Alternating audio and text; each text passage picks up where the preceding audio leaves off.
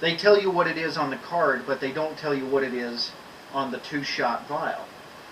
That one just simply says A. Alrighty then, let's do this alphabetically then. A it is. You want the honors or shall I?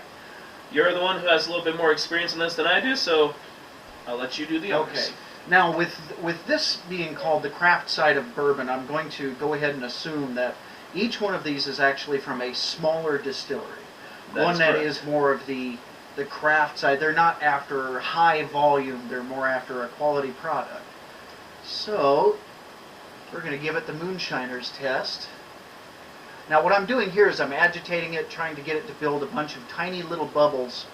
And what that is to show the quality of the whiskey. The faster the bubbles disappear, the higher the quality. And wow, the moment I stop, they're practically gone. Let me see if I can do that again. It sounds like it but it looks like that should be a pretty good batch then. Whatever this one is, I think that's a pretty good one.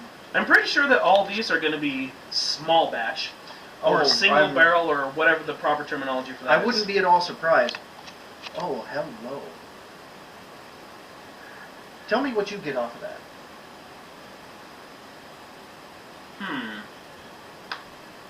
I'm getting a hint of spice. I'd say maybe a little bit of caramel, perhaps. It is a little bit smoky. Not much. Not much. You can definitely smell the oak in it. Mm-hmm. Some wheat and maybe a dash of barley. Oh, it certainly makes the mouth water. Here, let's go ahead and start this. I'm thinking I might also be detecting a little hint of tobacco in there, perhaps. Now that actually sounds pretty good. Well, I guess it isn't a full 2 shots. Not quite. If you want to even them out, go right ahead. Me and my crooked glass. There we go. And along with tasting these, we're also going to tell you our initial thoughts of the flavor, as well as saying what we think these might pair well with. Oh, and one more thing, a disclaimer before we actually get into this. Do not drink if you are underage. We do not condone underage drinking in the slightest. And also, if you do drink, please drink responsibly and don't drive. And since I'm already home, I can get away with this. There's my keys. I'm not going anywhere. Yep. And we have plenty of time in between now and then for me to get this flushed out of my system anyway. Precisely. So, now, full shot all at once or a little sipper for the taste? Which would you prefer? Taste first, then the shot. Got it. Ooh. Okay. Oh, hello there. There's a bit of spice in that, isn't there? There is. There's, that has a very interesting hint of cinnamon and cloves. I can taste a little bit of the cinnamon. I'm not getting any cloves. I get the texture of it. It finishes fairly dry, but I kind of get that same texture that cloves would give you. Okay. Bit of a vanilla aftertone. Yes, yes. I can see this one pairing very well with a good cigar. This would do very well. This would be the kind where you dip the tip of your cigar in and then go about your merry way. I'd say probably a medium-bodied cigar, about medium packed or so, medium density, so it doesn't burn quite as long. Yes, not a really heavy, thick one, but one that you can actually sit down and enjoy over the course of the next, half hour, not for the next 2 days. Precisely. Alright, so here we go. I have a hole in my lip. What else is new? Shut up. That shoots very easily, which is surprising. Surprisingly, because this one actually appears to be the strongest out of the three. This one's 47. That's good stuff. Ooh, wow. Bit of a burn in the back of the throat at the end there. Oh, you're getting that now, are you? But that is quite nice.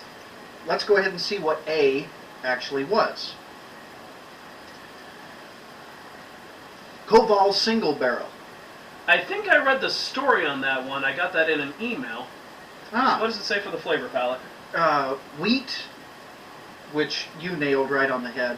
The apricot, which I did not. Oh. That's what I was catching in the background, not the... Okay. Tobacco, yes. And vanilla. Yes. Does that even say mango? Yes, it does. Wow, I didn't even catch... Actually, there's just a slight texture of mango in there, isn't it? You can't taste the flavor that much. No. But there's definitely a little bit of the texture in it. Exactly. And that, I believe that's also where some of the sweetness, I mean the apricot and the mango, some of the slight sweetness that we detected comes mainly from that. Okay. That's also probably why it's a little bit dry. Because typically your fruit-based liquors are very dry, mainly because of the sugar content. We're also getting, it says here, a hint of port. Like a port wine or something like that. Now, that makes a lot of sense from what I got here. I could see that. So, yes, I would definitely say that one is a very good cigar type. Yes. Bourbon. Sit back, lounge around with your buddy, have chill out with a good stogie and a glass of this with maybe one rock in it. I'd say that one would probably be quite good chilled. Mm-hmm. Or even just on the rocks, as you said. Mm-hmm. Well, not the typical rocks. True enough. Whiskey stones. Whiskey stones. That way you get them chilled down quick and you don't lose the flavor.